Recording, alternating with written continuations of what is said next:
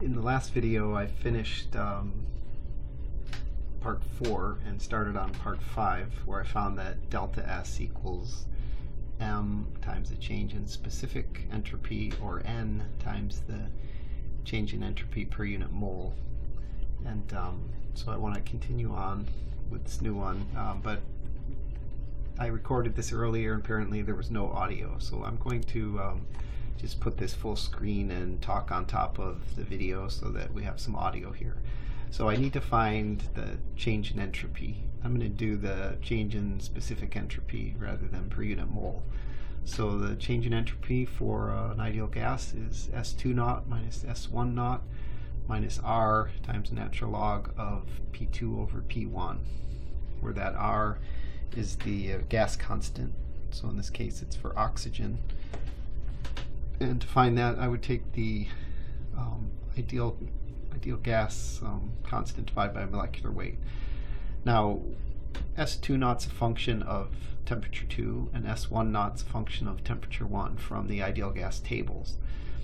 Since T2 equals T1, I don't really need to go to the tables to look those up, because whatever value I get, I'll get the same value since I have the same temperature. So whatever S2 is, I'll get the same value for S1, and one is subtracted from the other. So that's why I'm crossing these out. So delta S just equals minus R natural log of P2 over P1. So I need R for oxygen, so that would be R bar, the universal gas constant, divided by the molecular weight for oxygen. In this case, R bar is 8.314 kilojoule per kilomole Kelvin. Just looking at what those pressures are, 1.5 bar and 4.5 bar. That's my P1 and my P2. And then I'll come back here and finish 8.314 is the universal gas constant, kilojoule per kilomole Kelvin. And for some reason I wrote kilogram, but it's kilomole. I think I'll fix that here in a minute. Kilomole, and then divided by 32 kilograms per kilomole. So the kilomole cancels and I get kilojoule per kilogram Kelvin. So that's my R, and then my P2 is 4.5 bar and my P1 1.5 bar. And since they're the same units, the units will cancel there. Now I want to solve all this for delta S. I'm going to pause there.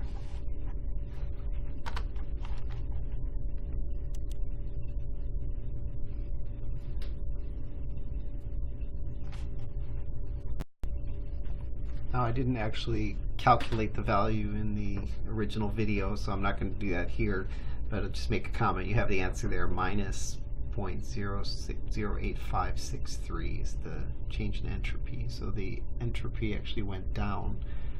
When there's heat transfer out, the entropy can decrease. So you can calculate that out.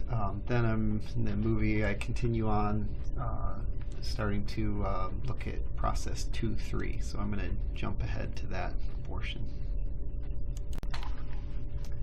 Okay, the next part is to find the pressure at state 3, which I have written in there already, but not sure why I have the wrong value written in. But to do that, I'm going to need to use the equation for change in entropy, and that would be for an ideal gas, that's delta S equals S3 naught minus S2 naught. I'm not sure why this isn't playing. Let's see if we can get that going here.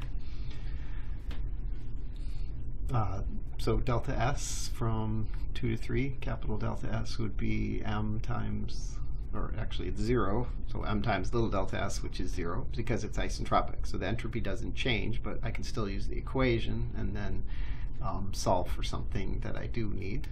So T3 is 650. I know the temperature at the final and the initial state. T2 is 550, same as T1. So I know the temperature at the beginning and end. And delta S is going to be, really I should write n bar, or n times S3 naught minus S2 naught, or in terms of per mass, m times S3 naught minus S2 naught minus R natural log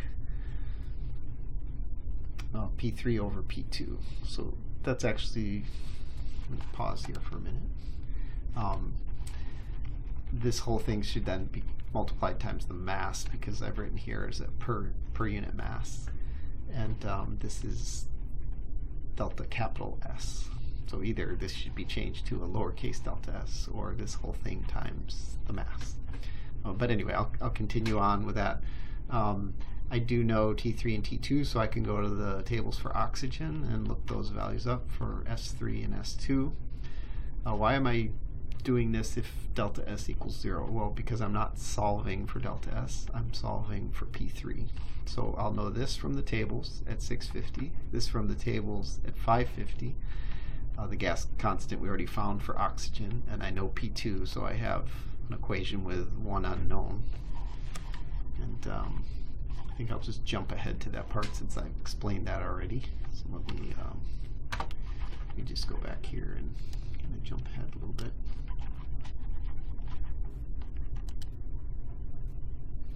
And so solving for P3, if I do the inverse log, which is e to the power of S3 minus S2 divided by R, so I move this term to the left side of the equation, divided by R, and then I multiply times P2.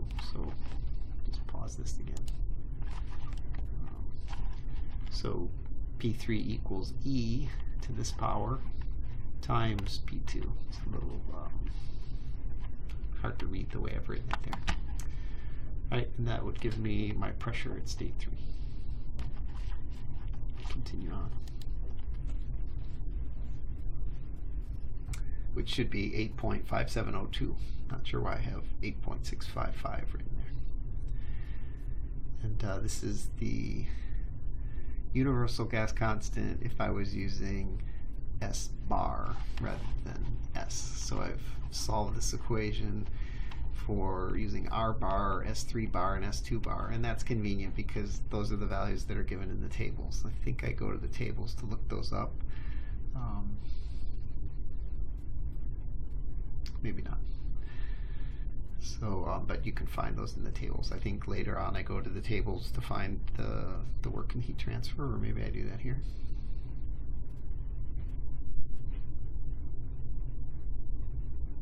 So that's where I got the equation from,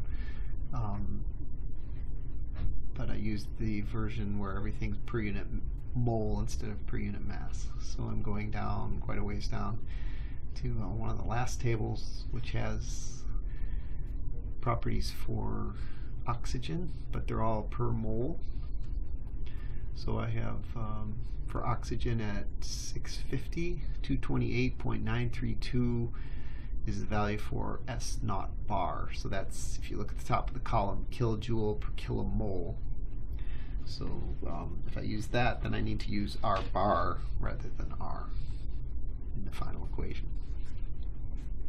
And then I scroll up to, in a minute here, to the value at 550, which you can do on your own. So I'm going to jump ahead here.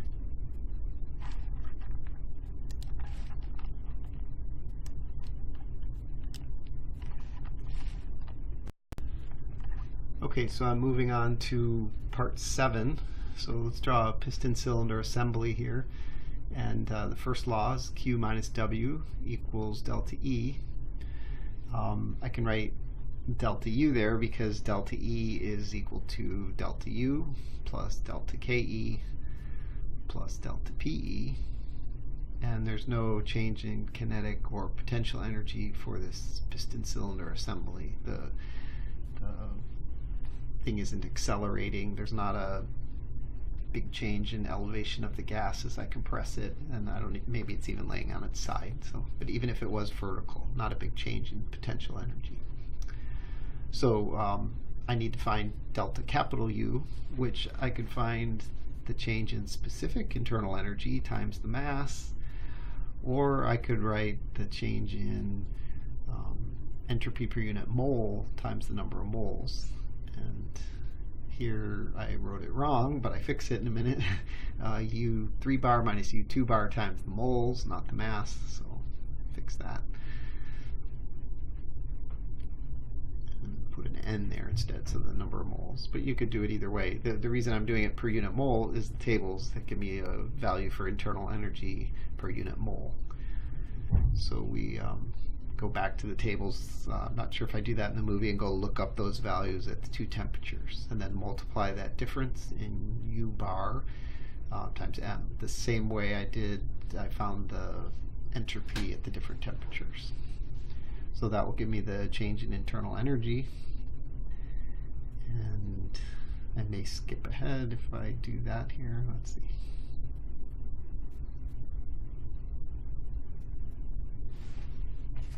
I'm going to pause and jump ahead there. Okay, I looked ahead in the video and I didn't look up the delta U's, so we'll continue on to the next part, finding the heat transfer. So I know it's a compression process, so the piston's moving up. And I also know that it's isentropic, so delta S equals 0. And that would mean that it's reversible and adiabatic.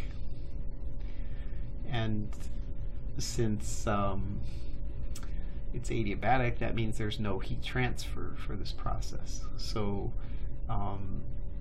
that's easy to find. So Q is equal to 0. And I've already found delta U, so I've got now one unknown in my first law, which is simply that negative W equals delta U, or W equals negative delta U. So if you look at the value for part 9, you'll see it's the negative of the answer for part 7. So it was 22.26 was delta U, so the work is negative 22.6 kilojoules. Okay, does the gas heat, cool, or not impact the surroundings in the process from state 1 to 2? So 1 to 2 is also a compression process, so the piston's moving up.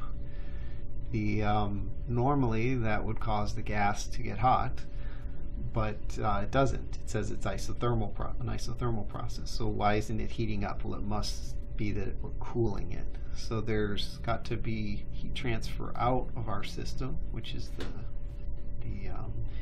area above the piston, and so there's heat transfer out, so it heats the surroundings. The gas cools and that energy is going to the surroundings, so it heats the surroundings. I believe that's the end of the problem, and hopefully the audio helped a little bit. I think it was somewhat self-explanatory, but if you have any questions, trouble with Thermo 1, this is all still Thermo 1, just trying to get you up to speed so that in Thermo 2 you don't have troubles with Thermo 1.